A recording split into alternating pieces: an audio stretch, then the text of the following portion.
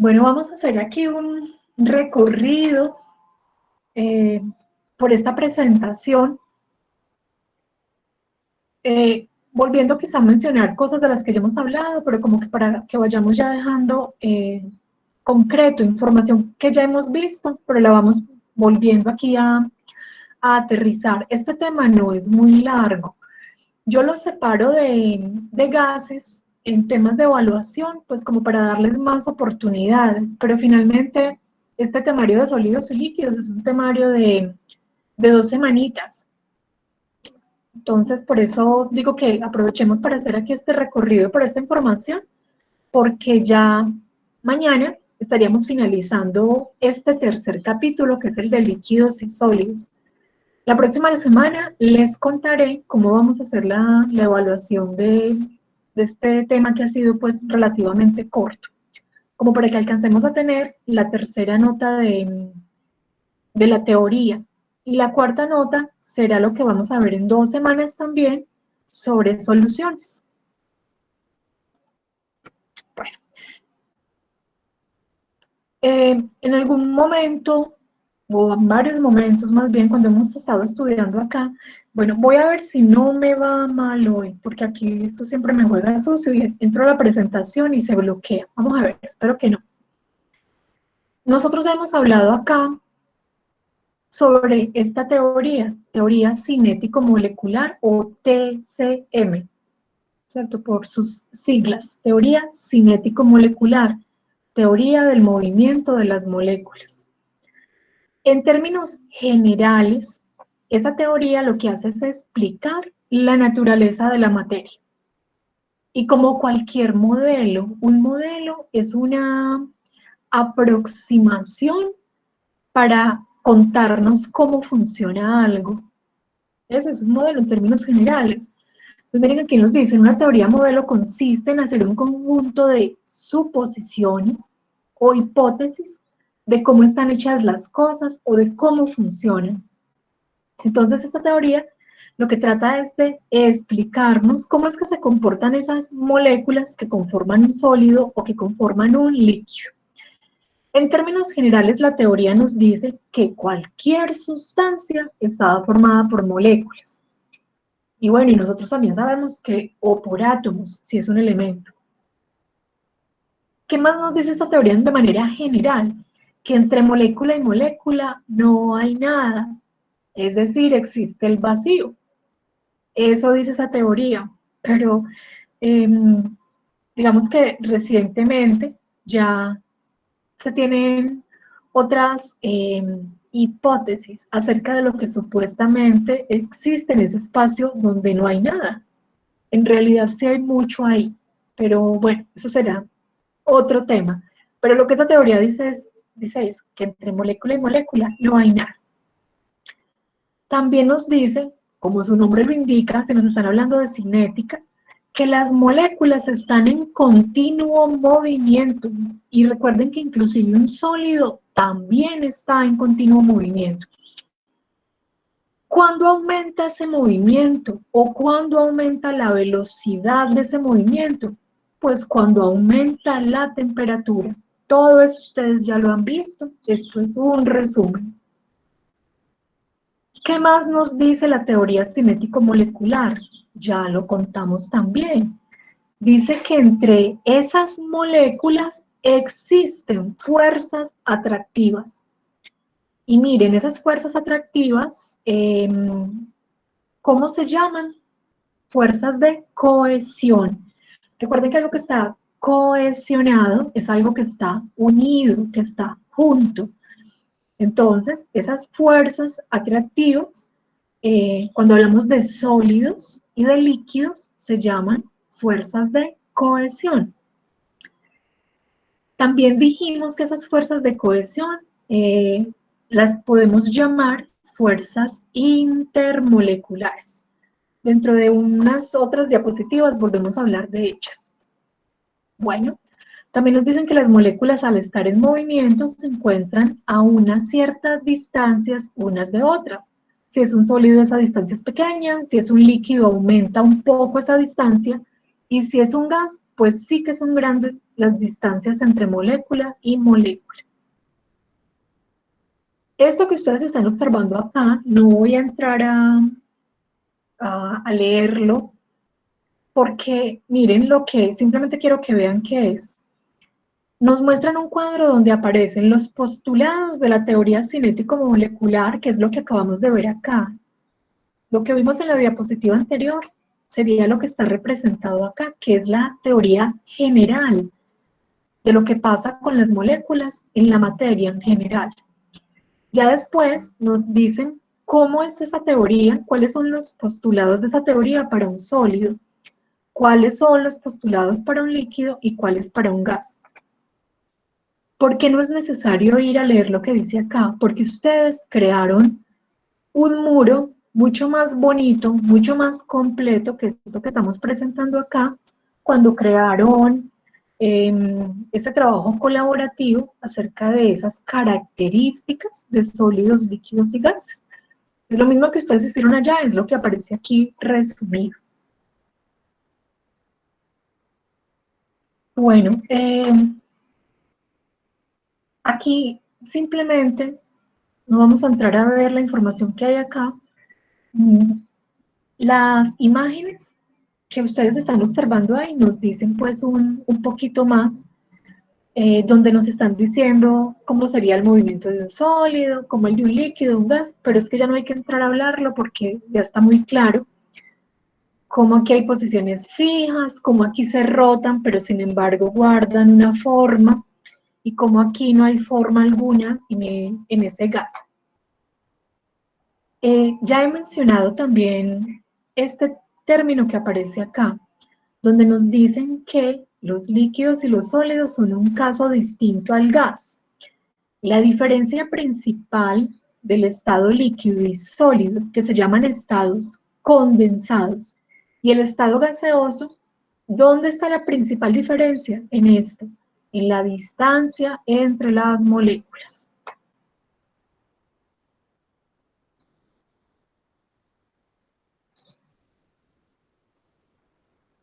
Bueno, aquí tenemos otro comparativo, también parecido a las características que vimos arriba, donde les dije que ustedes ya habían construido pues un muro con esta información. Entonces no entramos ahí. Esta finalmente son varios resúmenes que nos llevan como a más o menos la misma información. En términos aquí generales, con respecto a un sólido, ya lo sabemos, conservan su forma y su volumen. Esto lo mencionamos ahora, hace un momentico apenas, donde decíamos que las fuerzas de cohesión, pero es que ustedes ya saben que fuerzas de cohesión son las fuerzas intermoleculares, las fuerzas de cohesión son muy intensas, los espacios intermoleculares muy pequeños, y en consecuencia las moléculas carecen de movimiento de traslación, a diferencia de un líquido donde las fuerzas de cohesión no permiten que las moléculas se separen y mantienen constante el volumen.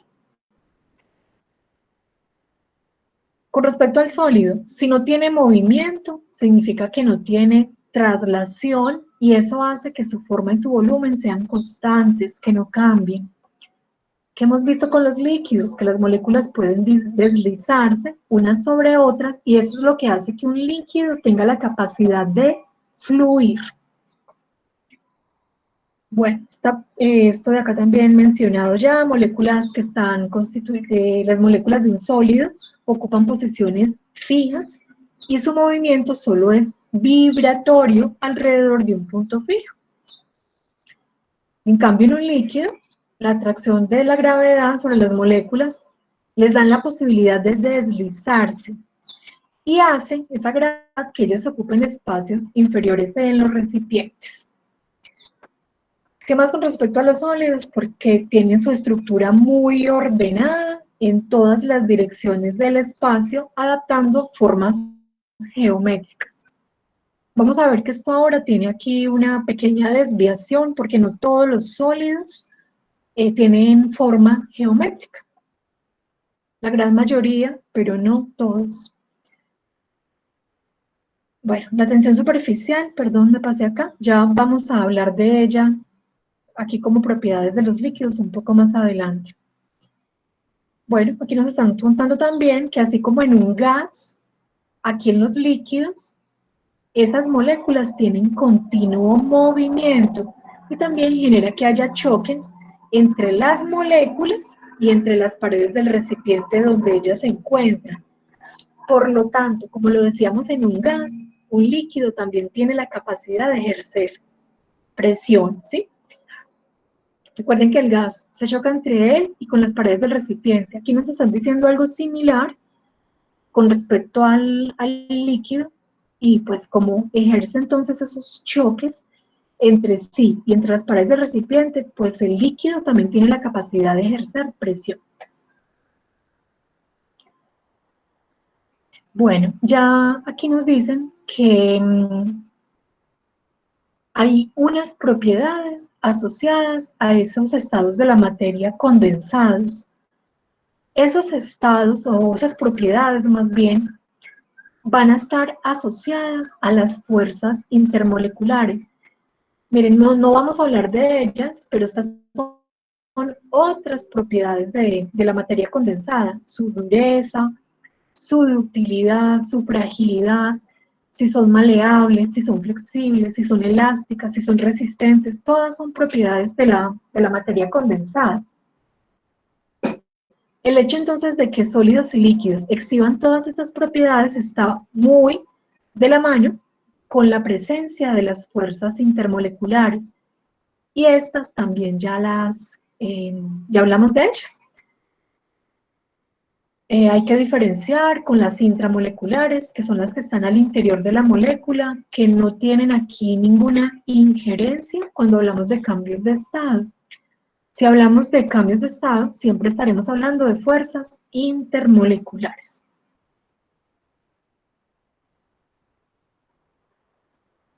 Bueno, aquí seguimos adelante porque lo que nos están recordando acá es que las propiedades de ese estado sólido o líquido está dado por las fuerzas intermoleculares. Sin que entremos a mirar aquí en profundidad cada uno de los tipos de fuerzas, por lo menos que alguna vez en su vida escuchen cuáles son los nombres de esos tipos de fuerzas intermoleculares. Aquí tenemos una, que son las fuerzas dipolo-dipolo, o sea, fuerzas que se dan entre una molécula 1 y una molécula 2. La molécula 1 tiene polos, la molécula 2 y todas las demás, todas tienen polos. Esto es como cuando veíamos una molécula de ácido clorhídrico, donde decíamos, bueno, el hidrógeno queda parcialmente cargado positivo y el cloro cargado parcialmente negativo. Entonces, el ácido clorhídrico forma un dipolo. Entonces, entre una molécula que tiene un dipolo, o sea, parte de la molécula que es positiva y otra que es negativa, va a generar atracciones con otra molécula que también se comporta como dipolo. Entonces, entre molécula y molécula hay atracciones. ¿Debido a qué? Pues a estos dipolos que están presentes. Entonces, eso es un tipo de fuerza intermolecular, se llaman fuerzas dipolo-dipolo.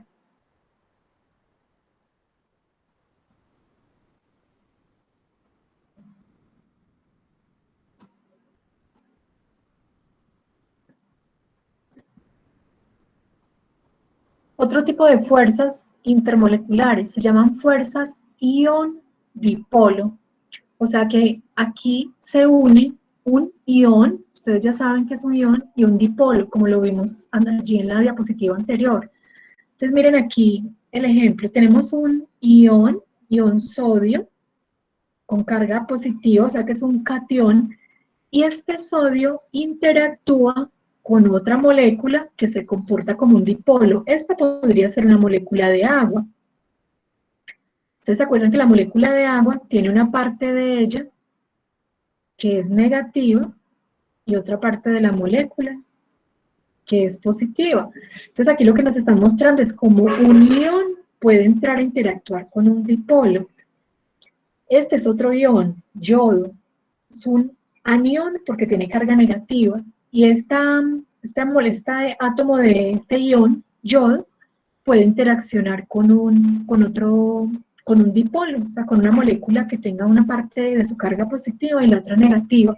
Y ahí formar atracciones. O sea, aquí hay como una atracción iones y el dipolo. A eso se le llama fuerzas ion-dipolo. Esto es lo que hace, por ejemplo, que el agua pueda entrar y hacer que la sal que ponemos dentro de ella se solvate, se separe, entre en solución por este tipo de fuerzas.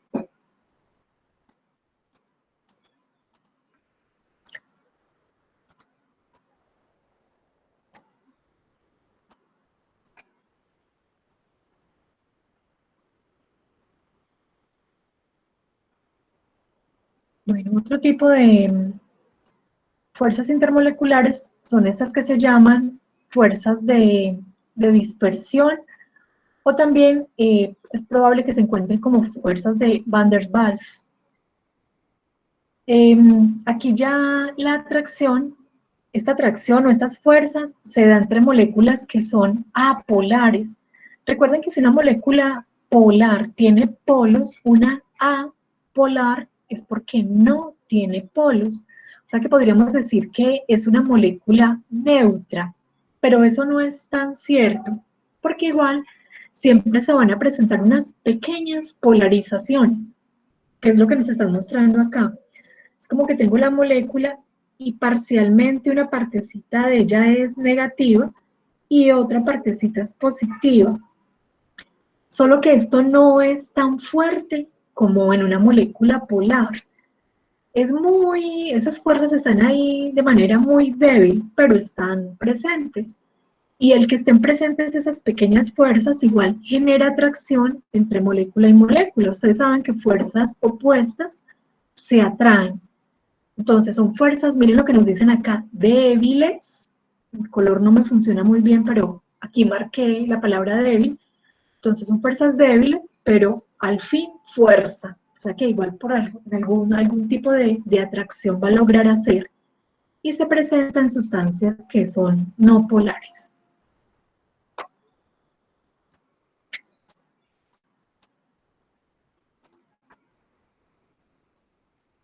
Bueno, recuerden que estamos pues simplemente como en un repasito.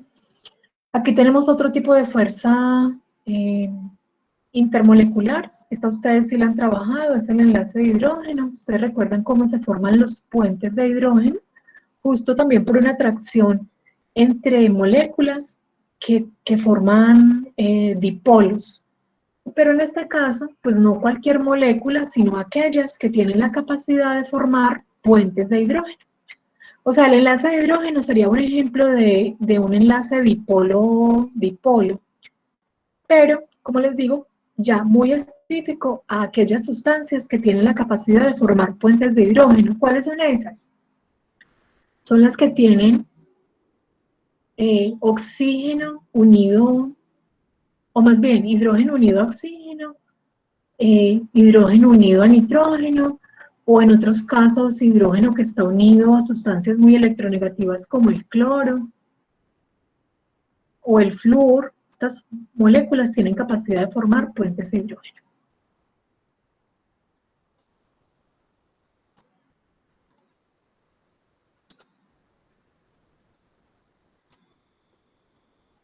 Bueno, hasta ahí de pronto hay alguna inquietud, o por lo menos alguien me da alguna pista de que sí me estén escuchando todavía, que yo no me haya desconectado por acá de ustedes. Sí, profe, todavía la estamos Bueno, escuchando. bueno, gracias. Bueno, listo, ya en algún momento nosotros mencionamos algunas propiedades de los líquidos, dos específicamente, hablamos de la fluidez y de la viscosidad. Esas eran propiedades que exhiben los líquidos. Aquí nos van a contar acerca de otras dos de las que no hemos hablado hasta ahora. Y por enésima vez nos repiten lo mismo. Son las fuerzas intermoleculares las que determinan esas características. que aquí se llaman propiedades, ¿cierto? Características estructurales o propiedades. Están dadas, basadas en las fuerzas intermoleculares.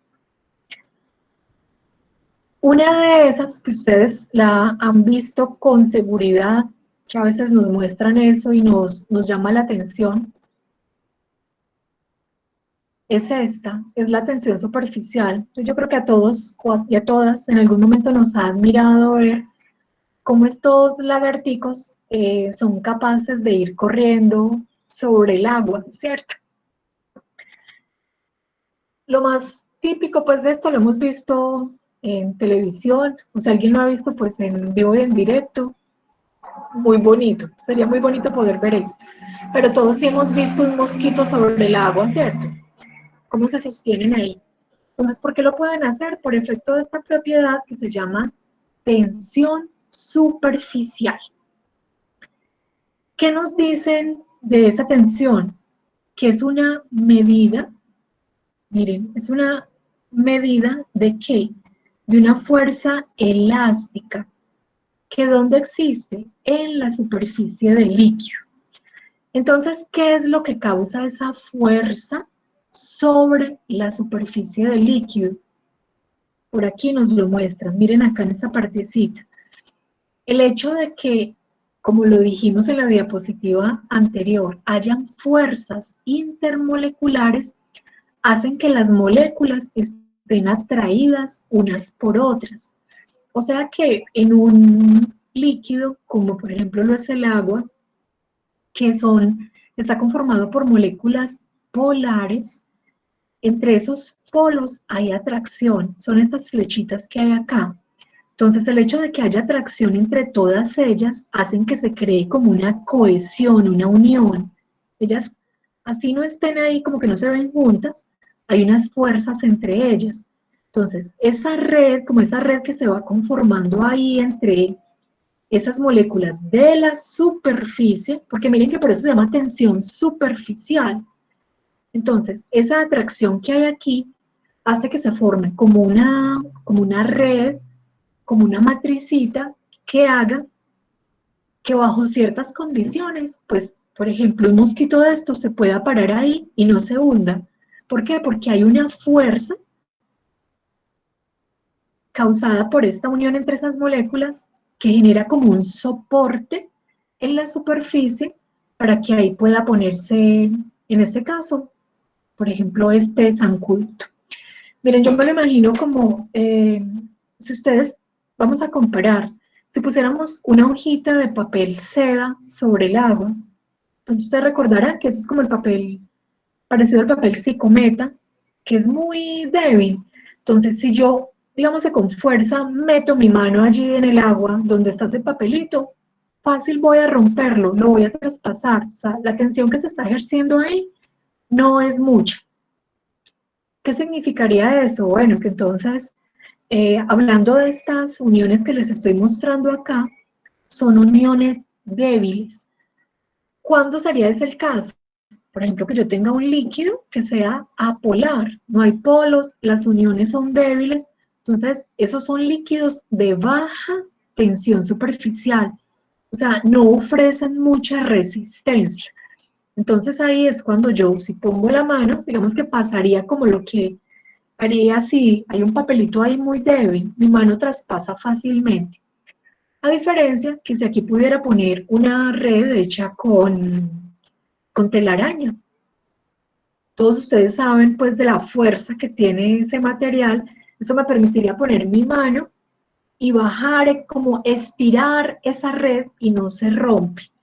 Eso mismo, parecido a lo que hace esa telaraña, es lo que hacen esos líquidos con alta tensión superficial, que forman como una red en la superficie que permiten que se forme ahí una fuerza, como una laminita que hace que las cosas no se hundan fácilmente.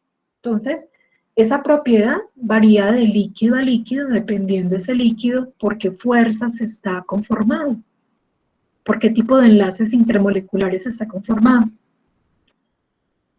Ya ustedes habrán visto que el hecho de que la lagartijita no se hunda acá también es por la velocidad que lleva cuando corre. donde está ejerciendo muy poca presión sobre el agua. Entonces se unen las dos cosas, que el agua tenga una alta tensión superficial y que además el animalito pues no pese mucho y vaya corriendo muy rápido.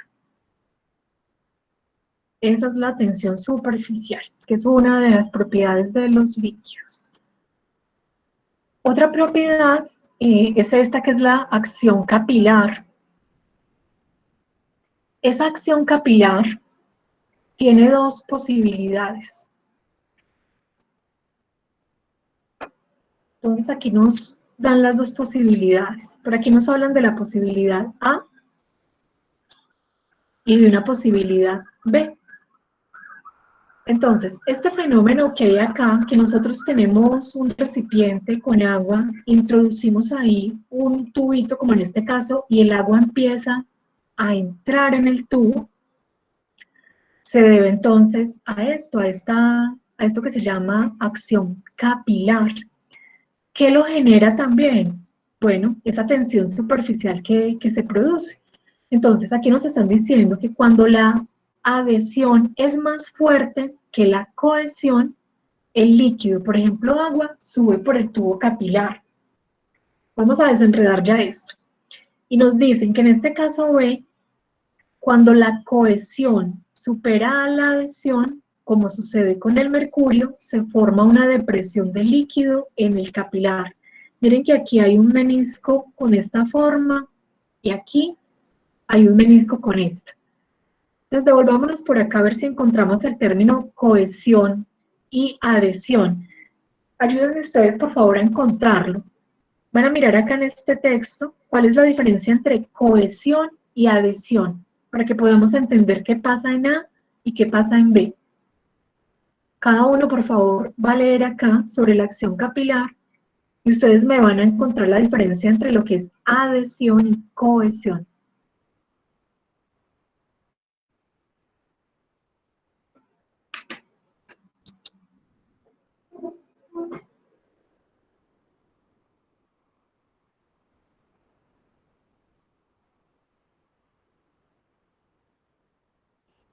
Bueno, muy bien. Miren, en ambos casos hay capilaridad. ¿Qué es capilaridad?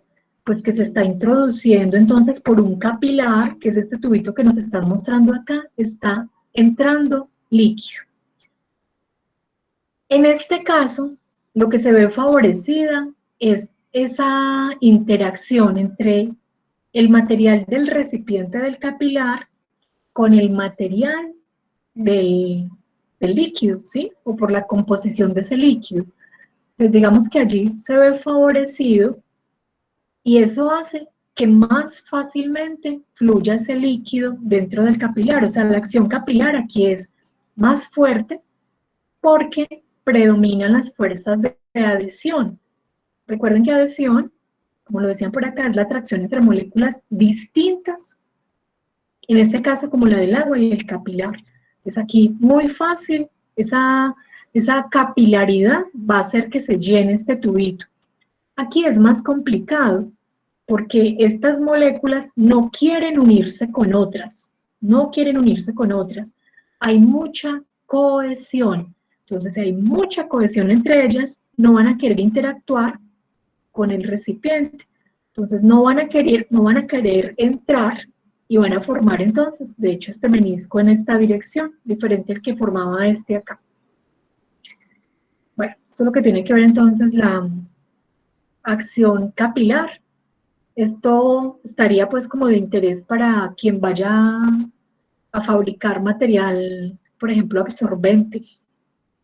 Hay que fijarse en los materiales, cómo responden eh, ante estos temas pues de adhesión, de cohesión, a ver cuál absorbe bueno y cuál no. Esto nos pasa a nosotros cuando queremos por ahí a veces cercar un charquito y hay materiales, pues llevamos una toalla, pues inmediatamente, ¿cierto? Ahí estaríamos viendo que se daría este fenómeno de acá.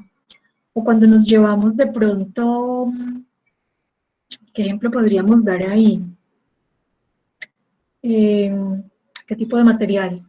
que para ustedes sea común en la casa. Digamos que alguien tiene por ahí una blusita vieja que ya no usa, pero de seda. Traten de secar con eso un mojadito. No va a pasar. Todos ustedes lo han visto. Entonces se debe a esto.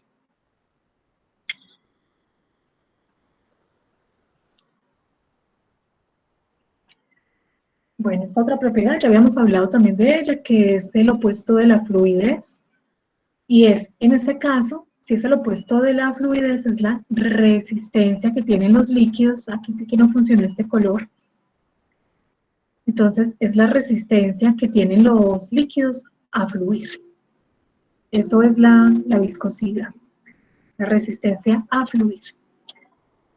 Ustedes lo ven aquí fácilmente, donde tenemos unos diferentes tipos de aceites. Cómo vamos de menos viscoso, que sería este de aquí, al más viscoso. Miren la dificultad para que caiga aunque sea pues una gota. Nos dicen también que esa viscosidad está relacionada con la temperatura. ¿Qué hago yo para que fluya un líquido más rápidamente? Lo caliento. O sea que esa propiedad está asociada a la temperatura. Bueno, aquí vamos a muy grandes rasgos.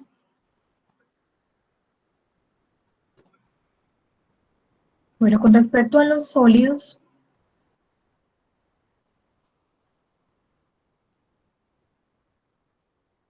recordar que existen entonces dos tipos de sólidos. Yo hace un ratico les decía que no todos los sólidos forman estructuras cristalinas. O sea, se supone que una característica o una propiedad de un sólido es que tienen estructuras cristalinas. O sea, que si yo me puedo ir a mirar allá su composición en el mundo micro, voy a ver cristales.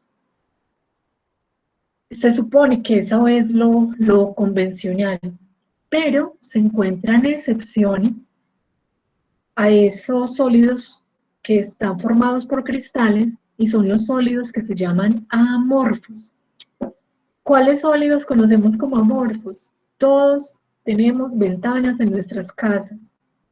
Los vidrios que se ponen en esas ventanas son sólidos amorfos. ¿Qué significa amorfo? Lo que nos están diciendo acá, que las partículas que componen ese sólido están agrupados al azar. ¿Cómo se ve mejor eso? Miren, todos estos que están aquí, todas estas estructuras que están acá corresponderían a sólidos cristalinos, porque tienen estructuras definidas, con unas formas definidas. Si yo tuviera un sólido amorfo, con seguridad que esto no se va a ver con estas formas organizadas, con estructuras geométricas, con esas formas definidas. Entonces, lo que no se comporta de esta forma, que son los cristalinos, pues son los que llamamos sólidos amorfos. Y como les digo, el ejemplo pues típico de un sólido amorfo será el vidrio. Si nos fuéramos, por ejemplo, a observar, ya no, esa sería la diferencia que tengamos un anillo de diamante, con un diamante, o con un pedacito de cristal. Entonces ese diamante, si lo fuéramos a mirar, tendría una forma así divina, no me acuerdo pues cuál es la forma en la que cristaliza. Y si nos vamos a ver, de pronto el anillito que parece pues un diamante, pero no lo es, lo que vamos a ver es una estructura que no tiene ese orden, esa organización.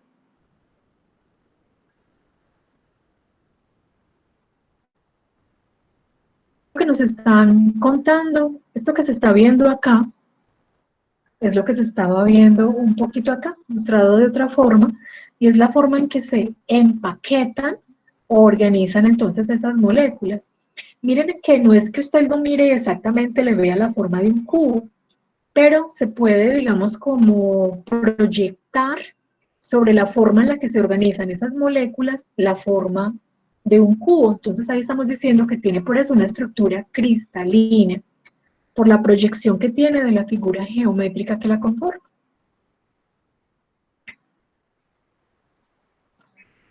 Bueno, si tenemos ya un sólido de tipo cristalino, vamos a encontrar diferentes tipos de cristales. Nos hablan de los cristales iónicos, covalentes, moleculares y metálicos. ¿Alguno de ustedes me podría decir a qué se le parecen los tipos de cristales? ¿Con qué estará relacionado?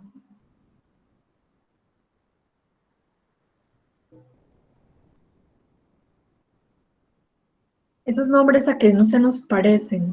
Tipos de cristales, iónico, covalente, molecular y metálico. A los tipos de enlace, profe. A los tipos de enlace, sí señora, eso es.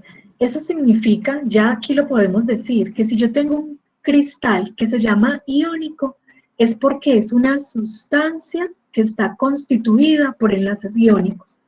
Un cristal covalente va a ser entonces una sustancia sólida que su estructura está conformada por enlaces covalentes y así, estos tendrán enlaces que se llaman moleculares y estos enlaces metálicos.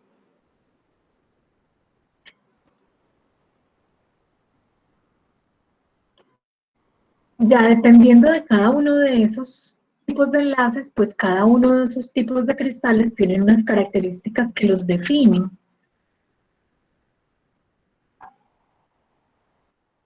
Por ejemplo, cristales iónicos. Miren que aquí lo dice. ¿Qué características tiene un cristal iónico? Que está formado por aniones y cationes del mismo tamaño. ¿A qué se deben las fuerzas de cohesión allí? Son debidas a enlaces iónicos. O sea, en este momento yo creo que me da tranquilidad que ustedes entienden muy bien lo que están leyendo acá, porque son temas que ya vimos con anterioridad, entonces se entiende aquí cuando hablamos de esto. ¿Qué propiedades tiene, por ejemplo, un sólido cristalino de tipo iónico?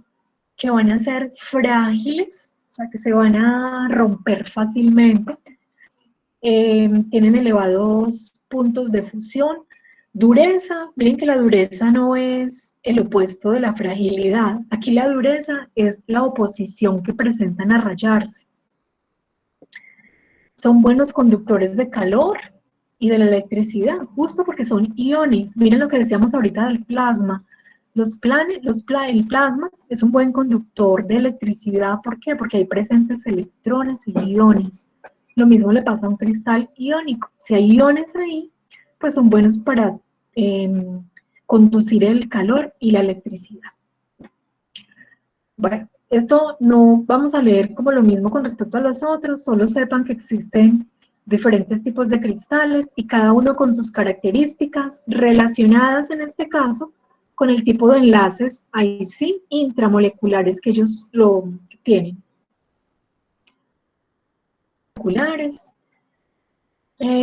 No sé si ustedes han visto, y los invito a que lo miren, en estos días, si alguno de pronto tiene acceso a es como un Netflix, pero con otro propósito, que se llama Gaia.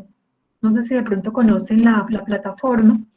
Y ahí estaba viendo en estos días una película sobre la molécula del agua. Entonces estaban explicando el por qué el agua tiene memoria y se iban a dar la explicación desde el punto de vista molecular y explicaban, daban allí pues como todo el fundamento, el por qué el agua tiene memoria, como para contarles. Pero entonces, si ustedes van a explorar un poquitico más de la molécula del agua, verán que dependiendo la energía, vamos a llamarlo así, que esté rodeando el agua, va a cristalizar de una manera u otra. Normalmente el agua cristaliza un poco como lo estamos viendo acá. Esto es una vista macro de lo que se vería muy pequeñito en un cristal de agua. Tienen unas formas de cristalización muy, muy bellas. Pero si ustedes tienen agua contaminada o agua que está, bueno, en espacios donde hay ambientes muy pesados, de pronto hasta desde el punto de vista emocional y bueno, sobre otros temas, verán que si van a observar cómo cristaliza el agua, forma unos cristales amorfos muy feos. Entonces, el agua es una molécula bien especial. De pronto los invito por ahí a que busquen información sobre un señor, un científico, que se llama Masuro Emoto, que ha estudiado mucho esa molécula del agua, y hay unas imágenes muy interesantes sobre esas formas en las que el agua cristaliza. Entonces el agua no siempre cristaliza igual, dependiendo de unas características que estén rodeándolo. Definitivamente una molécula muy especial. Bueno, eso fue publicidad. Bueno, tenemos otro tipo de metálicos, de sólidos, que son los sólidos cristalinos, que son los sólidos cristalinos metálicos.